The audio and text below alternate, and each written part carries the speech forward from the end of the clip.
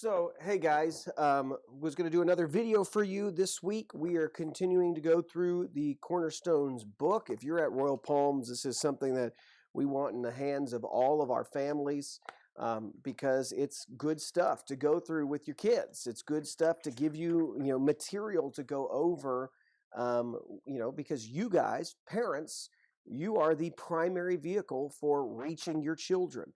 And so we want to come alongside you, try to help you, but you guys are on the front lines. So we've got a kind of a schedule, and every week we're putting these videos out. So here is the next one that we're on. If you're looking at this, page 71. But our question today for this week that we'll address is, what did Jesus do while he was on earth?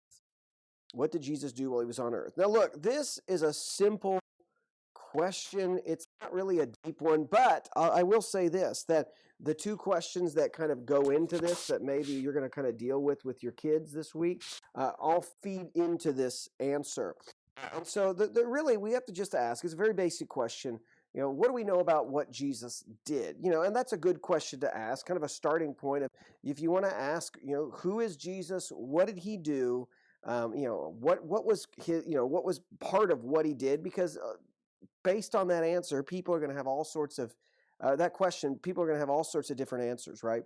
So, you think about, like, people say, well, I know he did some good things. I really don't know the story. So what's kind of the gist of what he did? And then over the next week, as you look at those questions, you can unpack those more. But let's just answer this question easily, right? So here's the question and the answer.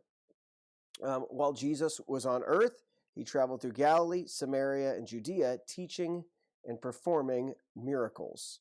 So while Jesus was on earth, he traveled through Galilee, Samaria, and Judea, and teaching and performing miracles. So real quick, those are regions of Israel.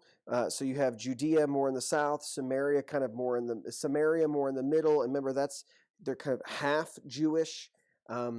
And then you've got Galilee, which is another Jewish area, but it's also a lot looser. They're a little bit removed from Jerusalem and all of that. And so one of the things you notice is they're a little bit more open. They're a little bit more heavily Gentile up there. But in a nutshell, when we read the Gospels, you see Jesus teaching, you see him performing miracles, performing miracles. So this is key, right? Because a lot of the times we want to talk about what Jesus did or what he was all about. But when you read the Gospels, you really see two things taking place. You see Jesus's actions, right? He's performing miracles. He's healing people. He's feeding people. He's displaying great acts of power over creation. And then he's teaching people. In fact, this morning, I'd woken up. I couldn't go back to sleep. It wasn't too early.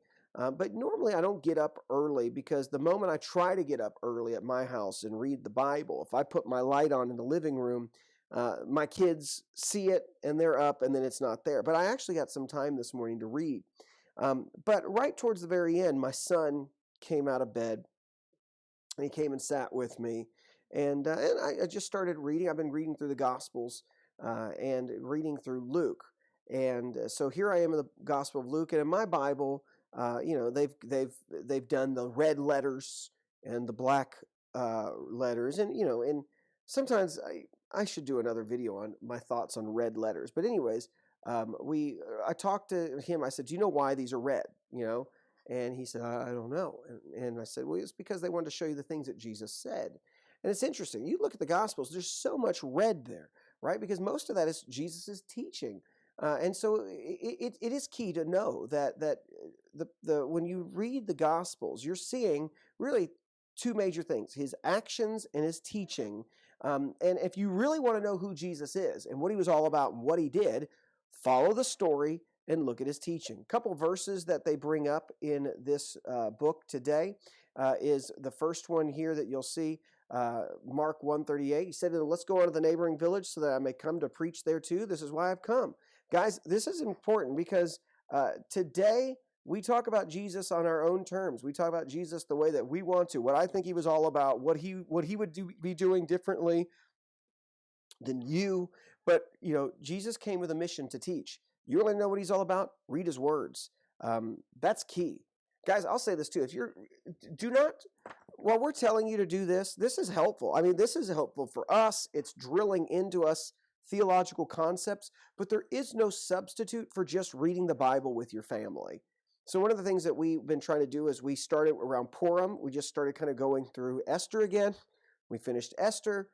Now we're starting in Mark. And there's some heavy stuff there, but you have a chance to stop, teach, talk about those things, but really let my kids see who Jesus is on the Bible's terms and not my way. Like let Jesus unfold before them in front of the text, because of the text.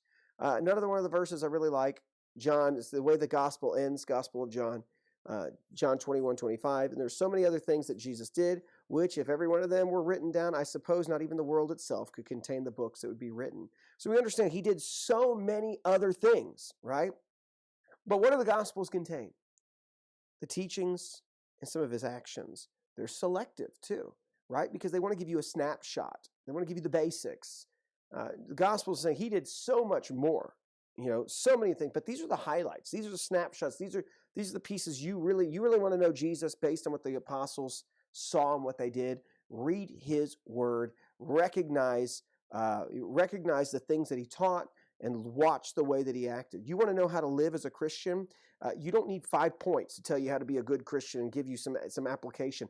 Just look at Jesus, read the text, see how he was, right?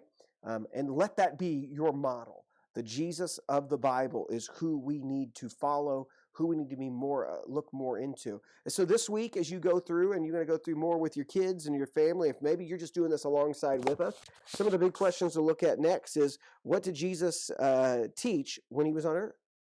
What did he talk about? What did he teach? There's some big things to think about. And then also, why did Jesus perform miracles? Why did he perform miracles? So 2 big questions that go with that. What are those miracles all about? What is the teaching all about?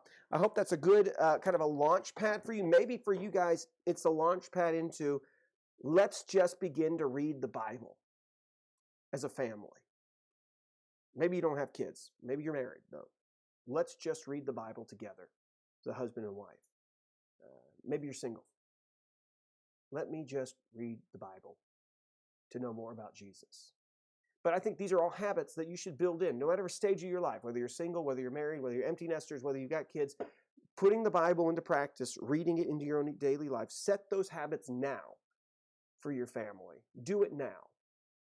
Let that become habit, so that when you leave out the Bible in a night, you recognize you've left something out. You don't want to be somebody who the Bible's never there and you don't even think anything about it. Like, you should have the Bible. You should be thinking about the words of God, the teachings of the scriptures. Let that just be something that you do, because those are going to point you towards Jesus, more about who he is, what he did, the focus of what the scriptures want to give us. All right, I think that's all I want to talk about tonight.